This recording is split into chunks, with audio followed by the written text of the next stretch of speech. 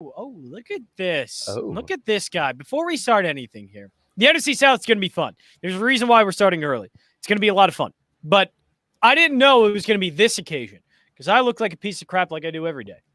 But Stoweby, man, you're looking nice, dude. Look at you. You're looking good, buddy. Look, and as an homage to old Mr. Cianaja, I've got the top button. I've got it. Does he ever wear anything but a collared shirt? I feel like he always has a collared shirt. It's always a collared shirt, and it's the always top button is always done. Always all the way up. Proper. All the way up. Yeah, yes. It looks great. So I'm trying to get up to his level a little bit. You know what I mean? I can't do that. It's just t-shirts for me. It's comfort. It's comfort over looking good because no matter what, I'm never gonna look good. I just look like a piece of crap.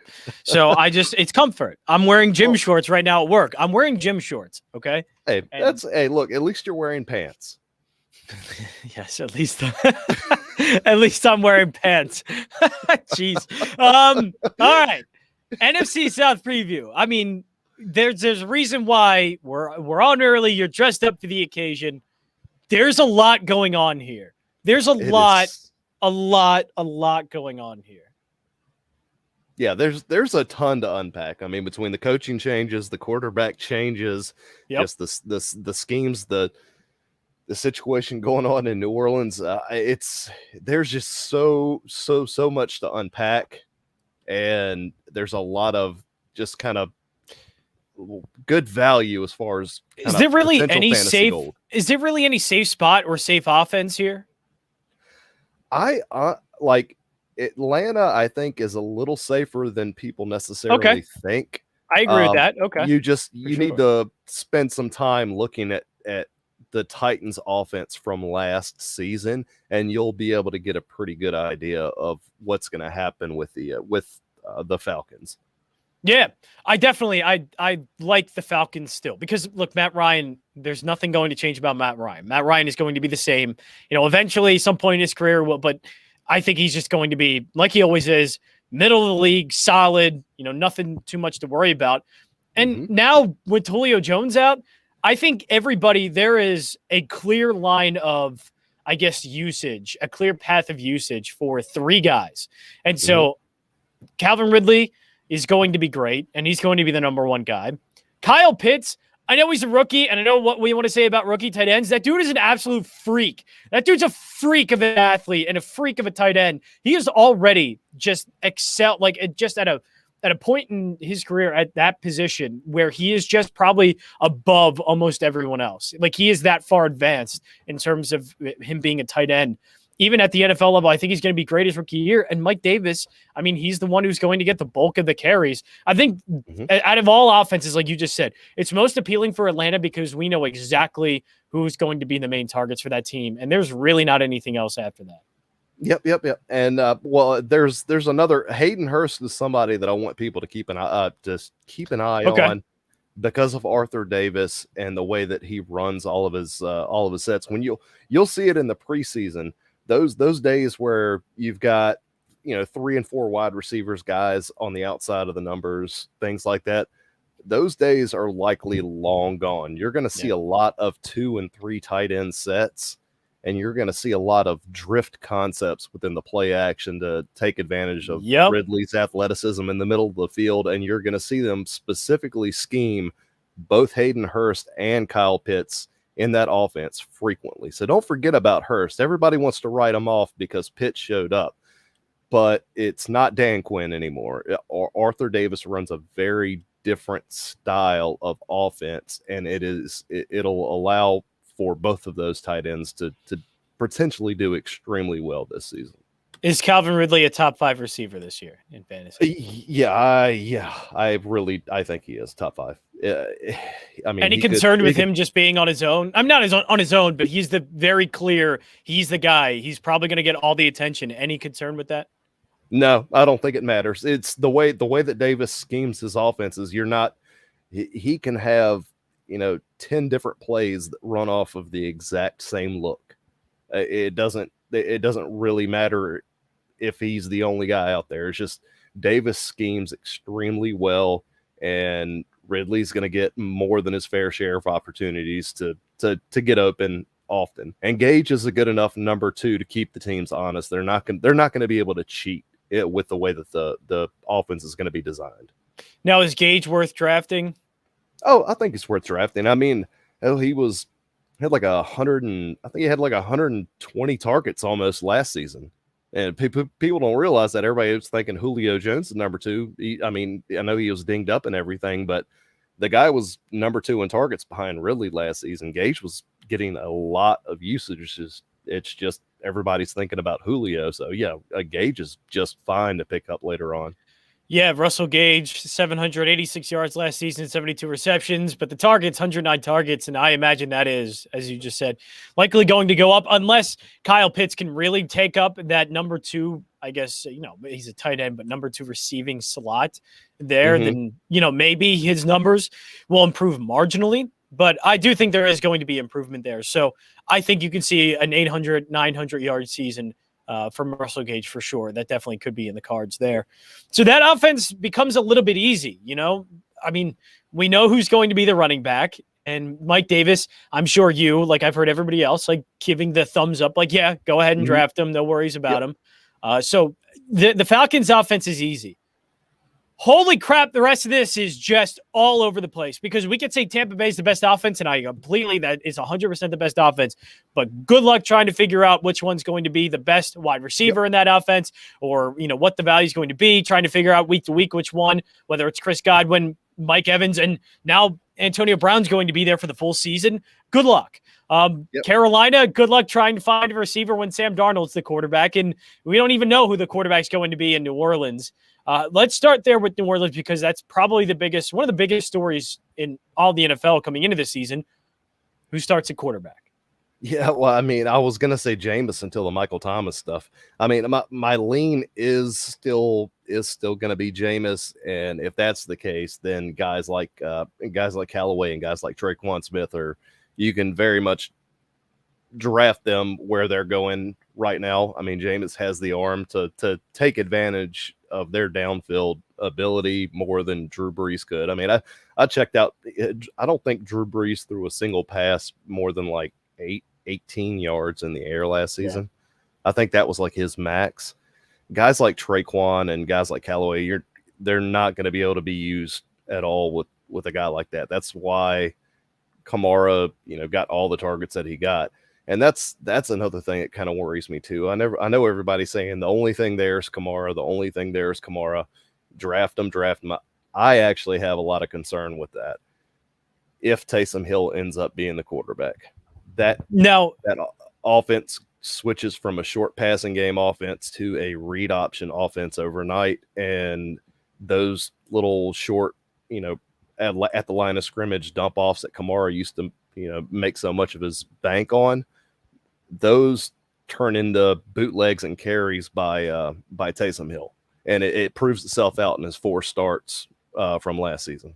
So is there anyone that benefits from Taysom Hill? I mean, I know it's easier to kind of figure out the benefits for Jameis because, yes, it's going to be, I would say, a much more higher volume of a passing offense and one that can, short routes, intermediate, because Jameis Winston is a full-fledged quarterback. Taysom Hill really isn't. You're right. It changes the offense almost into what the Ravens sort of have to run, even though it's not going to be as good because Lamar Jackson's just an incredible athlete and great quarterback. Yeah. To expect that from Taysom Hill is just I can't do it. But I mean, is there any? Exactly. Is there anything any benefit that Taysom Hill would give a player in that Saints offense where you go, hey, maybe with Jameis this guy is good, but Taysom Hill I find his value to be bumped up more. Is everybody taking a hit with Taysom Hill? The only person I see getting any sort of kind of upgrade, and even then it's marginal for me, would be Latavius Murray. Just because of the way that I think that offense would be run. I think a lot of running, a lot of running, a lot of multiple backs in the backfield, a lot of confusion, a lot of kind of misdirection and things like that. Because Taysom keyed in on Michael Thomas. I was perfectly comfortable with him when he was on the field. I would have been fine going after him no matter what. I thought he was quarterback proof. With him off the field, I think it would become a very much like a triple option kind of college style almost offense with some NFL kind of concepts mixed in there. And that would benefit somebody like Latavius Murray, who's more of a traditional running back that could kind of just get downhill in a hurry and go. I just don't. I'm very concerned with Kamara's situation right now because of where he's going in his draft stock. He would have to be. He's never been 1,000-yard back rushing in his career. Now 932 yards last season in 15 games, but he would have to be a close to 1,200-yard guy if he's going to make up for what you're saying in terms of he's not going to get the same passing volume because just Taysom Hill isn't that guy. Yeah. I mean, I don't even think he targeted him in like 3 of the 4 games he started. In the receiving game at all. It was all read options and it was all running. So it's just that, 70% of his value just goes right out of the window when Taysom Hill's at quarterback. So I'm hoping for the Kamara owners and everything that Jameis ends up being the guy, but it's going to be a long season if it ends up being Hill. Yeah, I think so. I think for fantasy, it will be a long season. I think also in, terms of on the field and for division standings, I don't know if that Taysom Hill thing is ever going to work. Like, I watched that team go into Philadelphia and play an absolutely putrid, downright horrible game. Taysom Hill's he's not a quarterback. Not. Nope. So nope. I think it has to be Jameis, but Sean Payton wants to do what Sean Payton does. Yeah, Sean Payton does his own thing. And I guess, is this a little bit of preaching, hey, wait as long as you can to do the draft until we kind of know week 1? Or do you think we're not even going to get an answer? And does it make you want to stay away from, look, overall, in our WinDailySports.com rankings for season long, Alvin Kamara is the 4th player overall on the board. Yep. With these questions lingering, does it make you want to stay away from Kamara? I've been staying away from Kamara. It may not bite me. It may end up being Jameis at the end of the day, but that is a stance that I'm willing to take. Personally, I'm good. I'll let somebody else take that risk. I don't want to see it. I don't want to sit there and waste, the front half of the first round draft capital on a guy that potentially won't be getting used in the passing game if the wrong person becomes the quarterback. It just worries me too much. I don't want question marks with my first round pick. No, not at all. And you could probably look, if you're at that 4 spot and Kamara's there, why not just take Derrick Henry? Why not go a little bit safer with Henry? Ezekiel Elliott. I'd eat any of those guys. It's just right. Do you think I'm fine going elsewhere? So if somebody is late in, like they're doing their draft, right up, a few days before kickoff for the NFL season, do you think we're ever going to get the solid answer of yes, it's Winston, yes, it's Hill? And if it is Winston, how far? Are you back on every single Saints player? Just if we do get confirmation that Winston's starting week 1 of the season, which I don't know if that's going to happen. I guarantee you they drag this out until like game time of week 1. Yeah. I truly do, because that's what Sean Payton would do. But if we do get the confirmation Winston starting week 1, what does that do for the value in terms of Saints players? Does it all go up and you're not scared about drafting Kamara? You're not scared about drafting some of the other guys on that team? If Winston ends up being the quarterback, I think everybody is fair where they're at. It's just the big question is that what if, and the fact that it is Sean Payton and you're never going to know what he's going to do. Even when he had Drew Brees, he had a bad habit of bringing Taysom Hill in on key downs and actually costing them football games because of it. I have no faith in Payton being straightforward with us on this.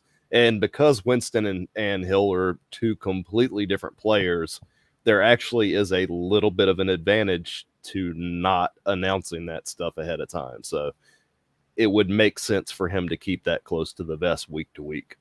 Yeah, I completely agree with that. So look, that's a really good look on the Saints. And, Tampa Bay is going to be the one where we really have to sort things out. But what's new in Carolina is the fact that we have a new quarterback in Sam Darnold. I don't take much away from training camp. Like, I'm not going to take like the Jalen Hurts stuff. He's been inconsistent. I don't care. Tua Tagovailoa has been great in camp. I don't care. I think Tua is going to be good, but I don't care that it's happening in training camp. Like, Justin Fields looks great, and I think he could be really great if the Bears do end up starting him, but I'm not going to get that from training camp. Sam Darnold, though, has been downright awful in training camp, like throwing picks left and right. not saying that I think, that is an indicator of what's to come, but I just think what we've seen from Darnold in the past doesn't surprise me that interceptions are happening. This offense, he has the arm, and we've seen it before where he can get the ball downfield. So maybe a guy like Robbie Anderson still has some value, but man, it is hard to like any of the pass catching options in that offense. To me, like Christian McCaffrey's number one for a reason, and I think he's a guy that's quarterback proof. But the receiving options there, I love Joe Brady's offense, but man, I hate Sam Darnold.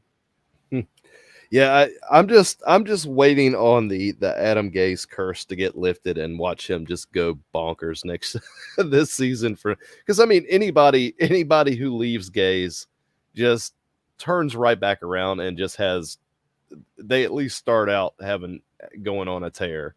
And so I mean Ryan Tannehill's sitting over there in Tennessee just laughing right now. Yeah, taking the Titans to the AFC Championship over and over again. So I don't know. I know he looks bad. I know Darnold looks bad, but it's a good system, and he's got two deep threat receivers. He's got chemistry with Robbie Anderson, so it could happen. But like you said, he doesn't look good.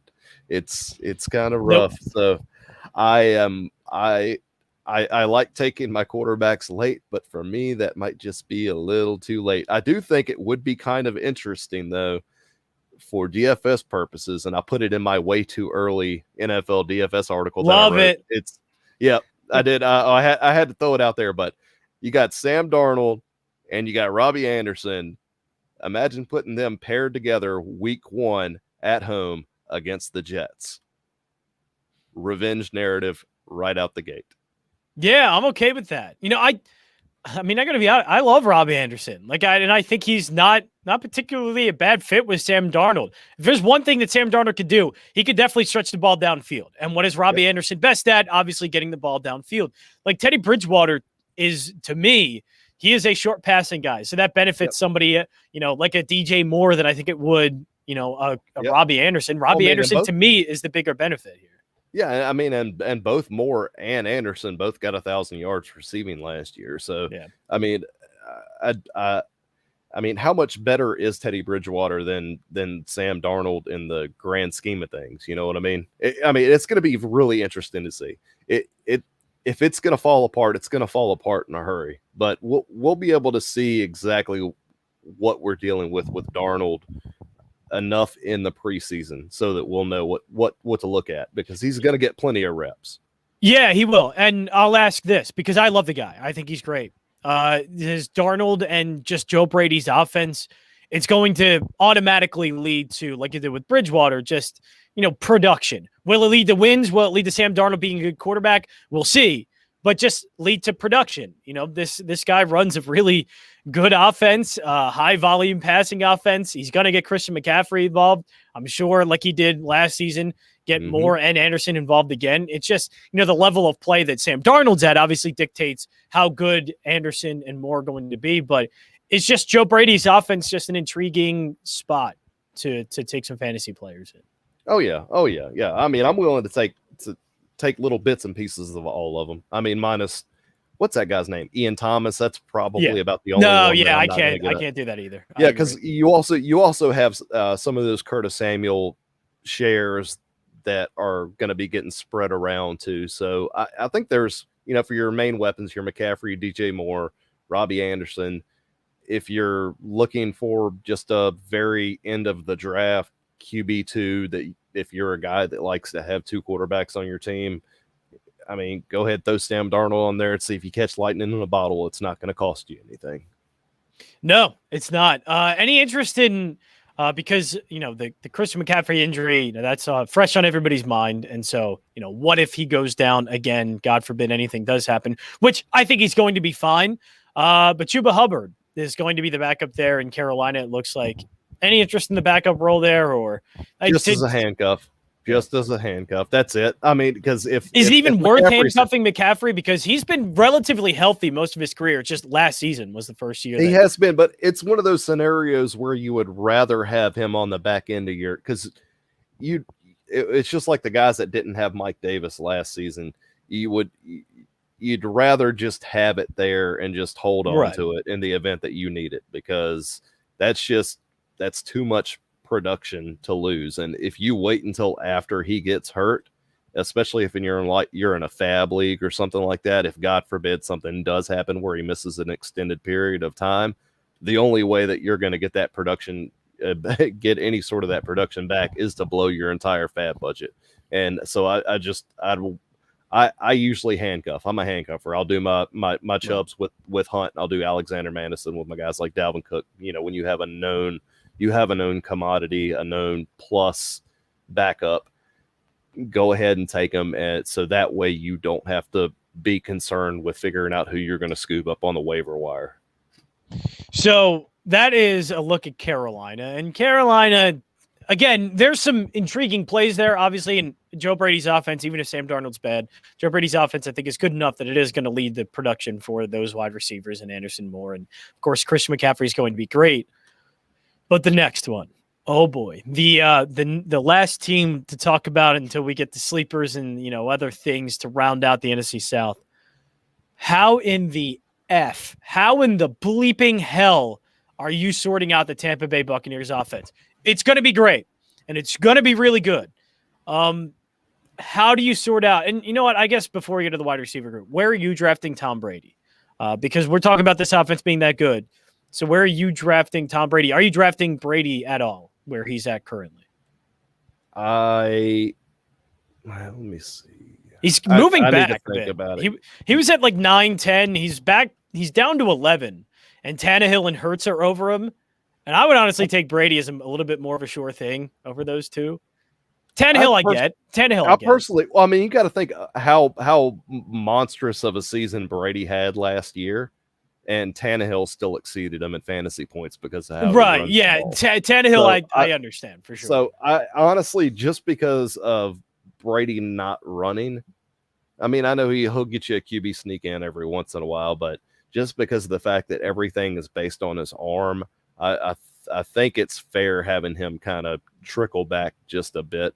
So I'm good. I'll take anybody with any good quarterback with some mobility over Brady, just because that running game accounts for so much when it comes to fantasy production. So I usually don't go after guys like Brady just simply for that fact. I'd rather have guys like Aaron Rodgers or guys like Herbert or guys. Well, I don't want to say Stafford. He doesn't run. He used to back in the day, but when he had to. But guys like that, I don't end up on Brady, which kind of means I'm largely staying away from most of the pieces minus the late round guys. I'm going after Antonio Brown and I'm going after Rob Gronkowski. Yeah, I've been hearing that a lot, and we'll start there because like Mike Evans, Chris Godwin are looked at as the two top receivers, and I think they're both talented as all hell. But Antonio Brown, I keep hearing over and over again, he's probably the more intriguing play here in terms of fantasy in that Bucs offense. Yep. And I mean, AB and Gronk, because I mean, we all know Mike Evans got used heavily in the red zone, and I know a lot of people are leaning on that to say this is why I'm taking him early, but there's one other person on that team that had 21 red zone targets, and that is Rob Gronkowski. Gronkowski and Mike Evans both had the same red zone usage last year, and Gronk had 7 touchdowns and 700 yards receiving.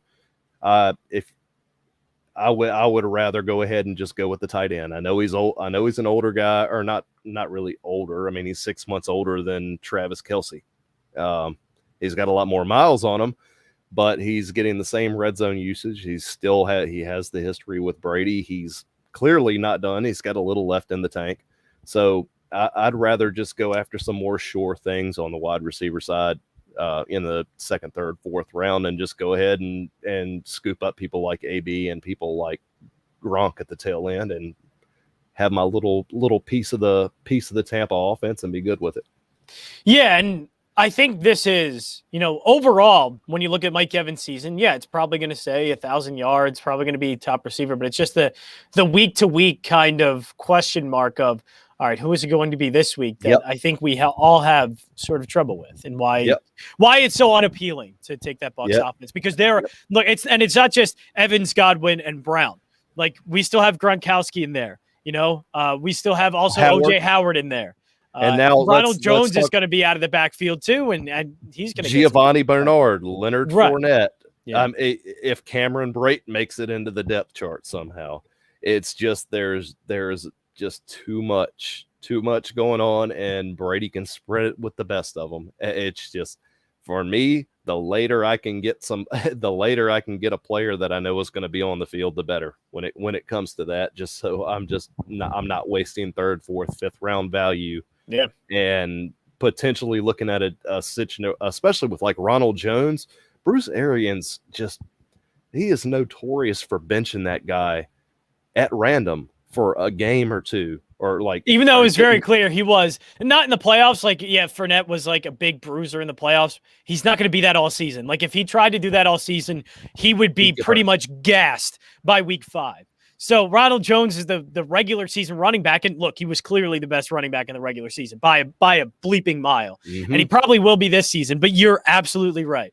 For some reason, Bruce Arians just goes, I'm not really feeling you today. Yeah, you missed the block. I'm going to bench you. It's like Jameis Winston can sit there, throw 5 interceptions, lose 2 fumbles in a game, and he still gets to start the next week. But if Ronald Jones misses a block in the first quarter on a pickup, a blitz pickup or something, he gets benched for the rest of that game, and then he doesn't get to start the next game, and he only gets like 4 or 5 carries. That's whatever's going on between them two behind closed doors. I would really like to be a fly on the wall, because it really seems like it's a personal thing almost. I don't understand what it is, but I don't get it either. For years. It's been going on for years, even though he's the best running back on that team. Right, because it's like, as you said, it's just the smallest details. And like, Ronald Jones isn't the best like pass blocker. And I'm sure he misses some assignments here and there, but like, it happens. But he's so quick to bench him, though. Yeah, right. But you have Jameis Winston, and you're cool with that. You're okay with Jameis Winston, throwing 30 interceptions in a season, but for some reason, where you draw the line is Ronald Jones missing a blitz pickup. That just doesn't make any sense to me. I don't get it. Yeah, I don't get it at all. So that is a good look at all 4 teams in the NFC South. We'll get to the AFC later. NFC South. So now it's trying to pick out the sleepers. And I'll start here before we get to your picks for sleepers. Aaron Troutman of New Orleans is not a sleeper anymore, is he? No, I don't think he's a sleeper anymore. Is he moved up too far? Yeah, just because we don't know what that situation is. I mean, just because Michael Thomas is down doesn't mean he's going to be the one getting the work. I mean, it could be it, but do we really know? You know what I mean? It just could be Taysom Hill running the ball 23 times a game. Right. Seriously. Yeah. I don't know. I need to see some training camp. I need to see some preseason games, because I have no idea what in the hell is going on there. No, I have no idea either. So I just wanted to say that, because if we did this about 2 months ago, Troutman would be the sleeper. He'd be like the first guy you mentioned. He's not a sleeper anymore. Who are the sleepers though in the NFC South? Hold on, let me adjust my date range here. I actually had them pulled up. But got to make sure you have the freshest information here. Yeah. I sat there, almost had it wrong. It's like, no. This information changes a little bit. Yes, it does. It really does. Let me see. Yeah, for Atlanta, like I said, Hayden Hurst is somebody that I am pretty interested in. Then you got actually, speaking of Sia, little Olamide Zaccheaus. I have been watching the training camp film from the Falcons, and it does look like he's been getting some first team reps. So he may be getting utilized a little bit more in that offense. Then for Carolina, I mean, not really anybody for Carolina. No, there's not. Yeah. New Orleans. Like, it's very clear who's going to get the ball there in Carolina. Like, it's very clear. Yeah, Tampa, you don't really. I mean, do you want to call Antonio Brown a sleeper with where he's going? You know what I mean? Guess. Are people underselling? Yeah, because I think people are kind of underselling what AB is going to bring to the table because he's getting that full off season, and Tom Brady is petty enough to just pepper that guy with targets all year just to piss off piss off what's Belichick. his name, Lord, well, Belichick and Commissioner Goodell. Yeah, he'll do that to piss off Goodell. Just like I think Aaron Rodgers is going to throw Randall Cobb the freaking football like 23 times in the first game back. Just as a big middle finger. He'll be in my DFS lineups week 1. Absolutely. Oh, look, I am going to have some pairings with Randall Cobb and Aaron Rodgers together. Absolutely. Just because he absolutely hates that entire front office. Yeah, it's so true. Oh man. So anything else there on the NFC South? I feel like we covered it really well. A couple of interesting quarterbacks. Like, you're not going to take Sam Darnold. It's hard to figure. Now, again, the hard thing is because Ivan pretty much nailed it too. It's going to last the entire season. If I got the all right, it's going to be either Hill or it's going to be Winston, and I can just move forward with that would be great. Like, where do these guys fall in terms of quarterbacks? Because I think Jameis Winston is a clear top 20 quarterback if he's starting. If we know he's starting, he's a top 20 quarterback. It's just we don't know that. And if Hill's starting, I mean, he would be close to a top 20 quarterback. Yep. I mean, uncertainty is great for finding value, but is also an absolute nightmare. Like when it comes especially in this scenario with Sean Payton. Just changes. Yeah, and it just changes so much with this team because I mean we're looking at two very, very, very different outcomes depending on the quarterback. It's not like you got two guys that are kind of similar. They couldn't be more different than one another. So it's just, if you can read the tea leaves and glean something off of it and figure it out, or just do multiple drafts and draft with the intent of one thing happening and then the other thing happening across multiple leagues, that would probably be your best case scenario. But if you're just having a home league where you're putting $100 in with you and 11 of your buddies, and unless you can get both of them just to cover your bases, but then what do you do with the wide receivers? What do you do with the running backs? It's just all a big freaking mess. Yes, it is. It's all a mess. And that's why we're here to sort it out all for you. WinDailySports.com. Check out all the season-long rankings. Rankings? Yeah. Check out all of the... We don't need to be talking about wankings. This is a family show. Check out all of the season-long rankings over at WinDailySports.com. that means it's time to go. That means it's time for me to just say, hey, goodbye. That's it for the stream. But yes, we'll be back tomorrow. We're going to be in the AFC. You want to start with the AFC South? You want to do that one next? Yeah, let's do it. Yeah, we'll do AFC South.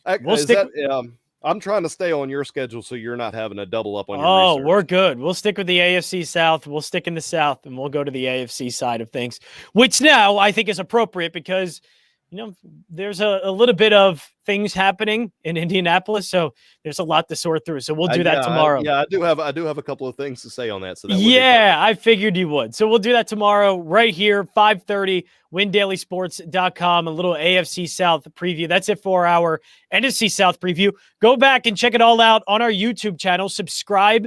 Go to Win Daily Sports. Subscribe to our YouTube channel. You can get the rest of these divisional previews that we've done. We just put a bow tie here in the NFC, and we're starting with the AFC South. Everything that you need to know about each team in these divisions as you get ready for your fantasy football drafts. Stay tuned. There's plenty coming up at WinDailySports.com. 8 o'clock tonight, see Najad. Also, Joel and Nick, they're going to be doing their PGA live stream at 8, so stay tuned right here on YouTube and at WinDailySports.com for the PGA live stream. That is it for us. We'll be back tomorrow at 5:30, WinDailySports.com.